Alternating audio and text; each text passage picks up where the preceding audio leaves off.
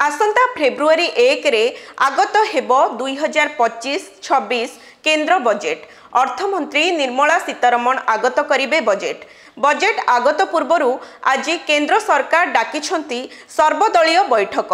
बड़ कथा हेउछि लगातार अष्टम थर लगी बजेट आगत करिवे निर्मला।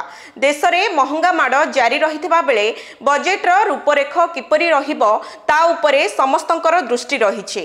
गत संसद अधिवेशन रे आदानी संविधान सुरक्षा चाषी समस्या समेत अन्यान्य बहु प्रसंग रे विरोधींको नाराबाजी जोगु उभय गृहर कार्य गुरुतर प्रभावित होइथिला।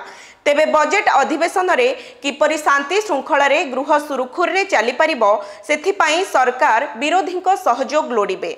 आसंता 31 रु संसदर बजेट अधिवेशन आरंभ हेबो। बजेट अधिवेशन आरंभ रे गृह रे उद्बोधन देबे राष्ट्रपति द्रौपदी मुर्मू। एही अधिवेशनर प्रथम पर्याय जनवरी 31 रु आरंभ हुई फेब्रुआरी 13 जाए चलिबो। द्वितीय पर्याय अधिवेशन 10 मार्च रु 4 एप्रिल जाए चलिबो। फेब्रुआरी 3 रु 5 जाए राष्ट्रपति अभिभाषण उपरे धन्यवाद प्रस्ताव उपरे आलोचना हेबो।